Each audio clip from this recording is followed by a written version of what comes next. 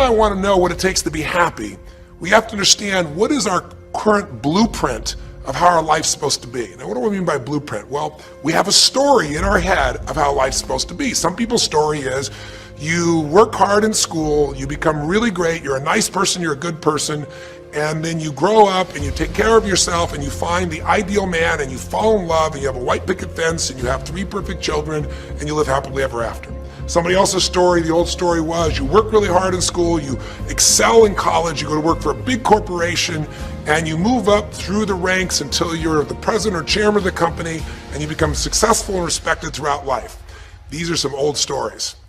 Obviously, the stories that we hear today of what people's lives are supposed to be like are completely diverse. We no longer have these little archetypes, but one archetype still seems to remain. And that archetype is, in order for you to really feel like you're enough, many people believe they have to achieve an enormous amount.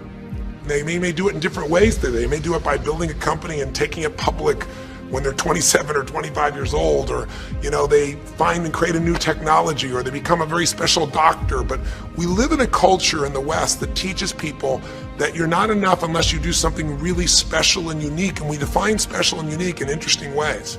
Think about this then. What's an area you're not happy with? Let's see if we can find the formula for unhappiness.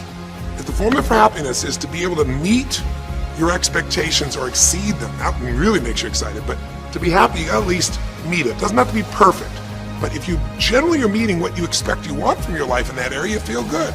Life conditions match blueprint, feel good. So what makes you feel bad? What creates pain, stress, frustration? Real easy way to figure it out. Answer this question. What's an area of your life you're not happy with?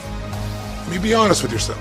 And even if your life is great in all kinds of ways, I'm sure there's an area you'd like to improve. Anybody who's honest, if they're doing great in their career, very often they don't take care of their body so much. If they're really focused on their body, very often they find themselves in a position where they're not spending enough time with their kids.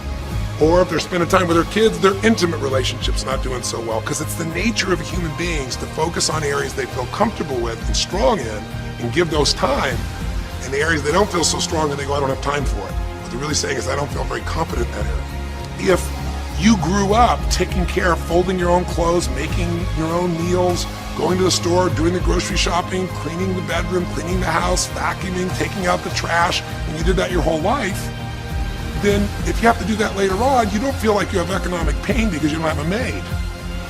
But if you grew up in an environment where everything was done for you, you never have to work, and now suddenly you have to work incredibly hard to just pay enough money to pay your bills, and all of a sudden food is building up and the house is dirty and your clothes aren't folded and nothing matches, you might find yourself really angry and frustrated because you have a different story about how life's supposed to be than how it is. Someone else will say, well, I'll tell you why, because I'm in a situation now where, I'm 30 pounds heavier than I should be. Should be is the key word. There are people in all cultures who love being big. There are people that will walk around and someone else might think they're massively overweight, but they'll go, I own this, honey, and they really, truly, they match their blueprint. Big is beautiful, because their idea is big is beautiful. I'm big, that's beautiful, matches my blueprint. Rock and roll, I'm happy as can be. Somebody else can look like a twig and be stressed out saying, I hate my body.